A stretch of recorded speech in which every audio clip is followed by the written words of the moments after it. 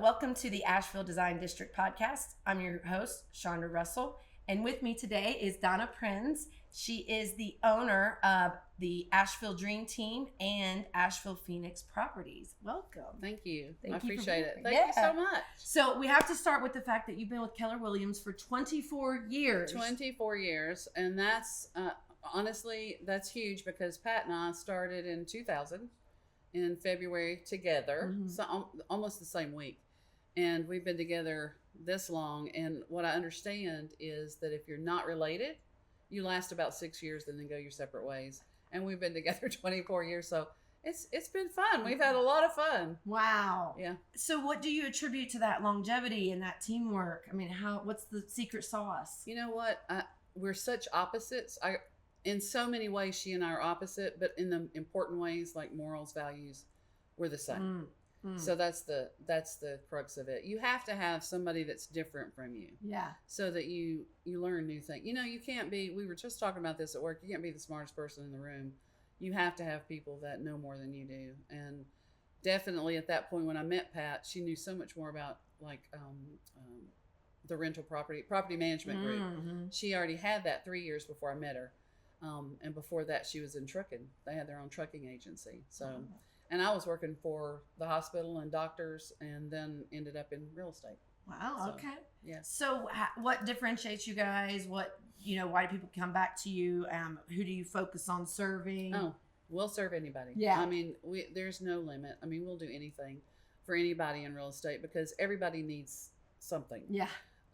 Even if it's a rental, they need something. So we need to help them do anything they can.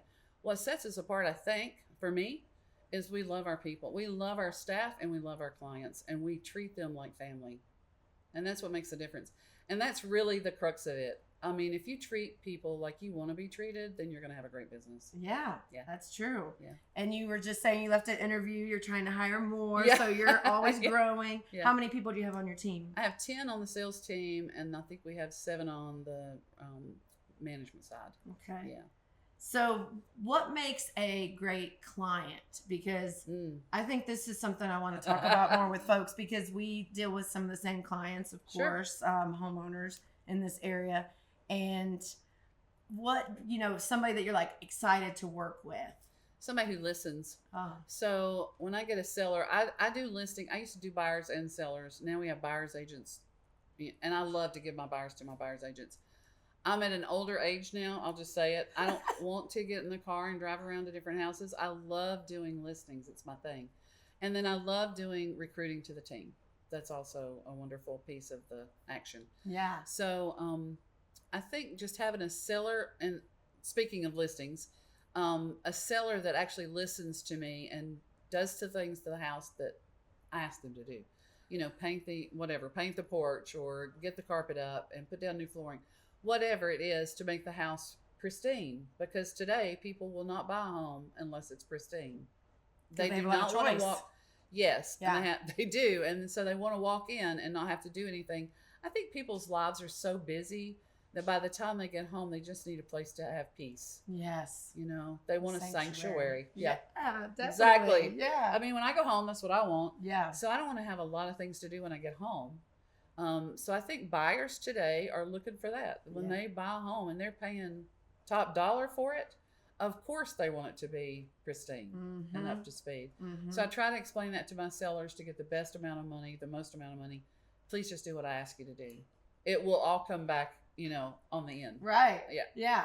And I think that we talk about open-mindedness. Like, yes, you've got your ideas, and of course, it's your home, it's your heart, if you're selling or buying. Right. But we do have a lot of expertise. I mean, you've been doing this for decades. You've seen this market. You've seen what's going on. Yes. So that willingness to listen and communicate, and really it becomes a collaboration. It is. It's not just, these are our clients. Yeah. These it's like you're on a team. We're on a team together. Yeah. To get the house sold at the most money, the quickest way we can. And in this market, I'll tell you, this market is difficult because one day you're super busy or 2 weeks you're super busy and then nothing. I mean, it just kind of falls off. So it definitely is an election year. So that makes a difference. Always does. Every time 24 years I've been doing this. Every election You're year, like, especially presidential, it's an issue. Yeah. So they tend to wait on to see how things are going to work or happen in the election. And then also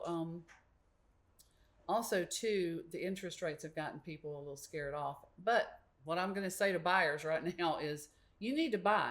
You are totally needing to buy right now at that rate, because in 2 years you could refinance that and it's not going to make any difference to you, and you will not be paying rent for the next 2 years. Right. And the rates will come down. They're going to come down. The average is 7.25. We're not even there yet to the average. I paid 13% for my first home. Ooh. So, when you're talking 7, that's nothing to me. But people got used to 3%. Yeah. So yeah, I think I'm like 5.25. yeah, see, yeah. It's hard to sell a house like that, but right? 30 year, people thinking of the longevity and that piece is so important. Yeah, yeah. It is. Yeah. It really is. Yeah. But 13% back then, you weren't paying this amount for a house either, these huge amounts. So it all, it's all relative. Well, speaking of, so you are born and raised, you went to TC. I did. I went to TC Robertson. Yeah. Went to Biltmore School, which is now a bunch of medical offices. And then they built this huge building in front of the historical Biltmore School, which I'm really kind of disappointed. I'll just tell you about that, because it's a gorgeous piece of property and it looked beautiful sitting up on that hill by itself without the building in front of it. Mm-hmm. So that was a little disappointing. Yeah. And which we were saying about this neighborhood and this area. I mean, you've seen the Biltmore grow from what? What was it like back then? Ingalls had not started yet. Ingalls had not started. No Ingalls. There were no Ingalls. No, I'm so old. So Bob Ingle had started his first store on Hendersonville Road. I'll never forget this because my mom and dad talked about it a lot. He actually sold things out of the back of his truck, from my understanding. Now, that could be true or not. I'm not sure. Folklore. But A&P grocery store was right near where the new Ingalls started. You know where that is on Hendersonville Road? Where, I don't know what it's next to. It's probably next to Juicy Lucy's, that long building. Yes. That was the first Ingalls. There's a vape store there now, and it used to be a party store. And anyway, that was the first Ingalls. And so when that started, A&P tried to shut him down. They did not want him next to them because it was a brand new grocery store, and he was going to beat their prices because he was, alone. He didn't have 20,000 Ingalls at that point, but he just grew and grew. I mean, it was amazing. So we used to go to a little store in Biltmore called Trantham's. It was a tiny grocery store right in the middle of Biltmore, where the Bohemian sits today. So we would ride our bikes down to the grocery store, or we'd skate down to or walk, whatever means, get groceries for mom, whatever mom needed, go get some milk. And we'd, as kids, we were so safe. Wow. And we'd just go down there and get it and take it back home. And then also, Bill Bell, Mr. Bell Sr. had many stores down in Biltmore. One of them was Bell's Traditionals. And they sold, from what I remember, because I was small, I was little, is shoes and probably clothes, but I don't remember that part, but I know for sure shoes. And he had a store down there. But then later, he actually bought that corner store, and I don't remember the name of the store but he had all these different like decorations and paintings and things like that inside the store. Lots of brass, stuff like that. Inside the store, it was at the corner. But before he moved in there, that used to be a soda shop. And so we'd go down there and we'd get, root beer floats, Coke floats, and all that kind of thing. Oh my goodness, the neighborhood was awesome. And then the neighborhood was a real neighborhood. Like all the people in the neighborhood knew us, all the kids. Right. So we were totally just safe growing up on the streets. I mean, we'd go in the streets and play all day. Our moms would lock the doors. Of course. We would leave and they'd be like, be gone for the day in the summer. Bye. Be gone for the day. Come home at dinner. So we'd run home for a snack or something, then go right back out and play. And then if the street lights turned on, you went home. That's when you knew to go home. Wow. I mean, of course, the growth is great. And, but the Biltmore today and the Biltmore then, whoa. Totally different. Whoa. And, the other thing I just heard, and I'm not sure when this is going to take place, but, the Bohemian where it is. Mhm. They're getting ready to, where the it used to be First Union Bank. They're going to build another hotel right there. Yep. So, and I think it's is it part of the Bohemian? I'm not sure. I can't remember. I think I don't know, but yeah, I heard about but it's the big going one. up there too. So Right. it's a little unusual for me to watch all this grow so large in the little space of Biltmore. Right. Because it's small. Right. When you think about it, it's really small. It is. And so you've got this huge hotel, which I love. We go there and eat all the time at the Red Stag. Yeah. We love that hotel, but it is weird to see where I came from as a kid and watch how much progress has been made. Right. It's been huge. Yeah. And you still live and work in this neighborhood. I do. Now I moved around a lot, Yeah. but my mom and dad passed away years ago. And so I took their home, which was really, really old, needed way too much work. I wasn't going to put that kind of money in it. I tore it down and I built on the same lot that their house was on. So I'm back where I grew up, which is unusual. Wow. But I love it. Yeah. I'm 2 minutes from work. I'm 3 minutes from here. Yeah. I'm a Biltmore girl. I always have been. Right. Yeah. Well, and that leads us to this neighborhood, which is next door and adjacent. It is. And we flow down Sweeten Creek. So 42 Biltmore is Asheville Design District. And you've been here all this time and didn't know about the nonprofit. I had and about the no neighborhood. idea, and I love this idea so much. It's I important. love this idea. It's important. Because Biltmore is Biltmore, and we love it, and we love shopping, and Yes. you love living there, and that's a different beast. That's right. But over here, we have over 100 businesses. We have people that work here, live here. Yeah. I mean, we're probably, if you think about it, in the thousands of Yes. employed local Asheville workers Yeah. in this neighborhood. So what would you like to see in the next 24 years happen? Not in competition with Biltmore per se, but we're neighbors. We're neighborhoods that butt up against each other. Right. So we can do just more Biltmore. We can do more Biltmore Village. Yeah. Or we can serve this community with what it needs here. Yeah, I totally think that's two different animals. Right. I do. Yeah. Biltmore Village is Biltmore Village and will always be Biltmore Village forever. Yep. This is totally different. I would love to see these businesses protected. Yep. I would like to see it grow too. I would love to see progress in the way of new and better buildings and more jobs here in this area. For me, I cannot believe there's 7 breweries below my house. I mean, seriously, when I think about how I grew up, it was so protected where I live, so protected. And now, and I love it, don't get me wrong, I live where I can go out on my porch with a glass of wine and listen to Motown at night. Because every brewery, somebody's got music every night. Right. So I can just go out I don't have to go anywhere. I just take my little glass of wine and go out on the porch. Yeah. And I listen to great music and maybe just read. It's so nice. And then also being close to the hospital is important too. And also just being able to get to know the people in this area. Like I didn't get to know you until recently. And I want to get to know these people, and I'd love to be an instrument of making sure that this grows in the proper way, you know, and not sprawling. Right. I don't like sprawl. I don't think most people do, but I don't want it to sprawl. I'd love to see more jobs. I'd like to see us have, to think that there's a nonprofit for businesses is important, super important. Yeah. And I'd love to be a part of that. Yeah. Well, we're definitely going to I utilize want you. to talk about that some more. For sure. Yeah. For sure. And, you know, there are going to be outside pressures, and other people have their eye on these spaces. And we know those older buildings need either torn down or rehabilitated. Or rebuilt. There's all kinds of controversy with the nuts and bolts. I bet. When our building was built, and Biltmore Property Group did that, we started renting from them first. We have a new property manager now, but when we built that building, we had to spend a lot of money to get 1 inch above the 500-year floodplain. Ooh. I have watched the building next to me flood 4 times. Every single time somebody moves in there, until recently, because they finally built a berm up in the back, it would flood and get 2 or 3 inches of mud in it. I watched a laundry go under there because he just got all of his equipment put in. Oh. Everything. Wonderful guy, was doing all the laundry for the hospitals, and got flooded and 3 or 4 inches of mud in the floor. It just ruined them. So I'd love to see those buildings torn down and new buildings put up above the floodplain.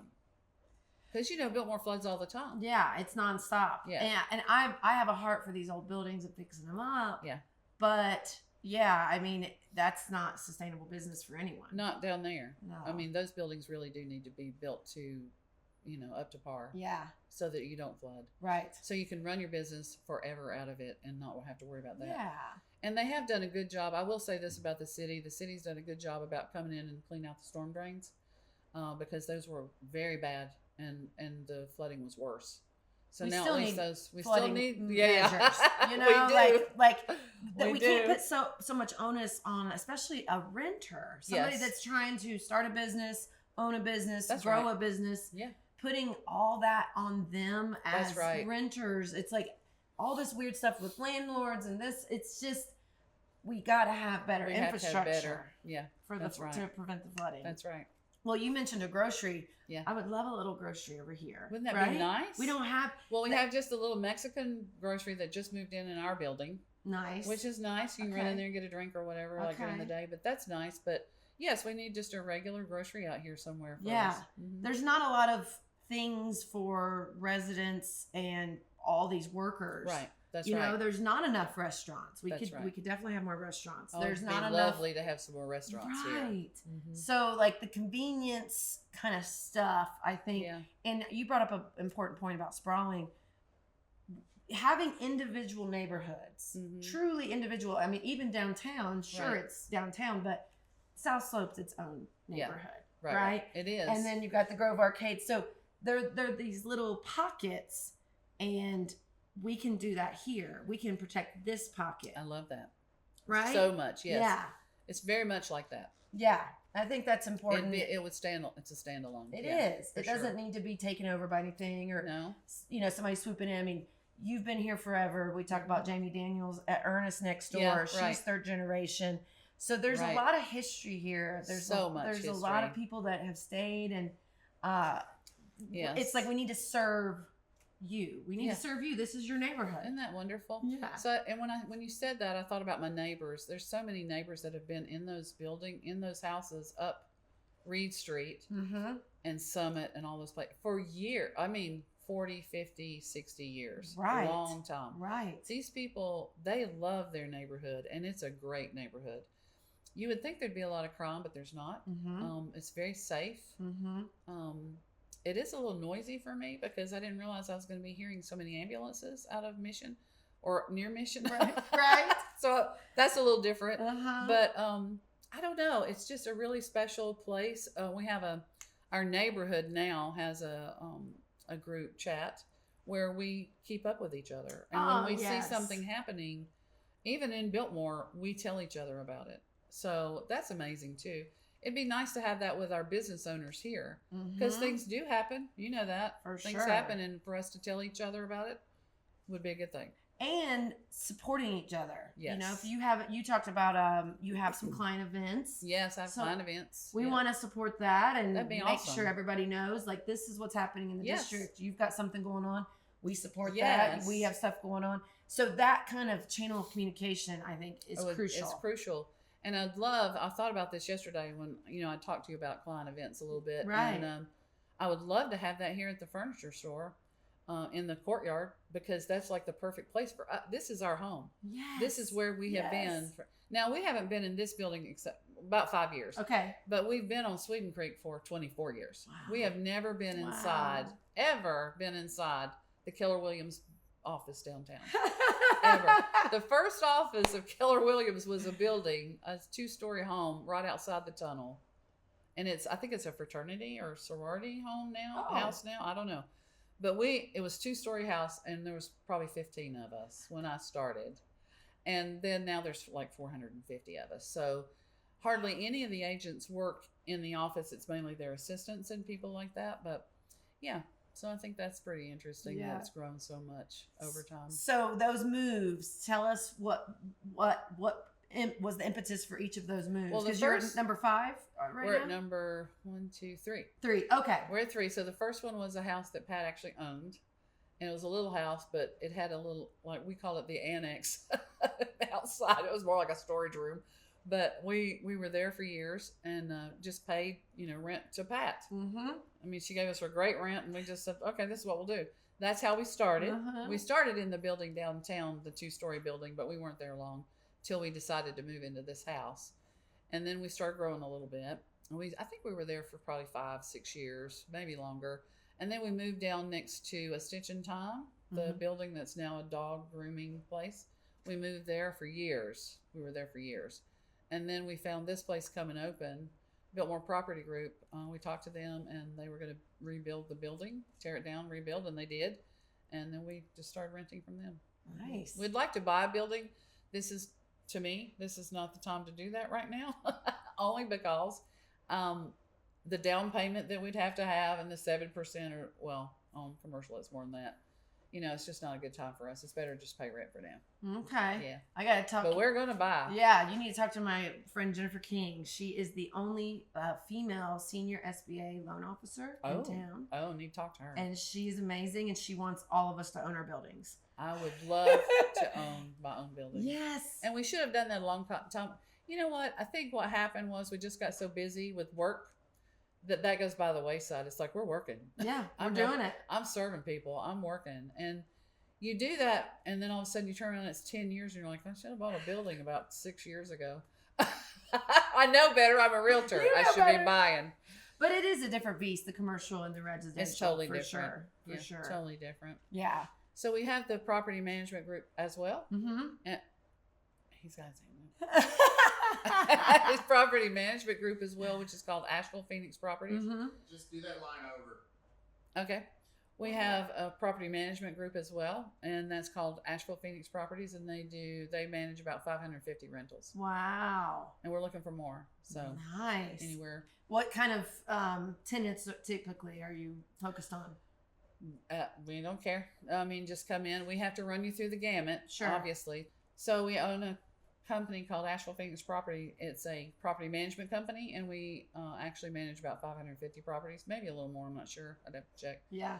But we look for any kind of tenant or owners. We want new houses, and we want to get tenants in them for sure. That's how the owners, make their money, and that gives somebody a place to live. Right. That's what we're all about, is giving somebody a place to live. Yeah. Yeah. Whether it be rental or sales or whatever. So what's the key? That the property management piece seems like a completely different beast. It's a completely different animal. Yeah, because that's a lot more. I mean, real estate managing homes, yes, people. Yeah. This is really managing people. It's managing people. So, Linda Baker is our administrator, and she's been with us for many, many years. I think 18 total, and she's really good at what she does. So she manages the other 6 people that are around her. And we have like a social media piece to our company. We have one person that does repairs. Linda pretty much runs the business. We have somebody running applications all the time and doing background checks, because we do extensive background checks, which is important these days to make sure you catch it all. Yeah. So what's your take on the rental market right now? Because it's very high. It's very high. Everything's so high. Mm-hmm. Do you see I'm relief? amazed. Do you see? No. What do you see? I don't see any relief. Okay. This is it. This is the new normal. This is our, I think, this is just me, but I think it's our new normal. I think that house prices may drop, but they won't drop much because we're a destination city. We are. People come here for vacation, go, oh, I want to live in Asheville. And so they start looking. Happened to me. Yep. 10 years ago. 11 years ago, I visited. Yep. Just on a little weekend I was living in Savannah, and a year later I moved here. And I think that happens with a lot of folks. What attracted you the most? Honestly, the mountains. I grew up in Ohio with just little hills. Yes. And then I was in Savannah, super flat, low country. Super flat. And I visited, and I'm like, oh, I'm a mountain girl. Yeah. I had no idea my whole life. And now I really, truly think I will always have to live by mountains. Oh, there is no doubt for me that I'm a mountain girl. You really are. I'm such a mountain girl. I'm a poser. No, you're not a poser. You're not a poser at all. I go to the beach and I like walking on the beach, sure. but I hate sand. I do. It gets in everything. So I like to listen to the water. I love to be near the ocean because Yeah. it's so expansive. Yeah. But the mountains are my home because they're expansive too.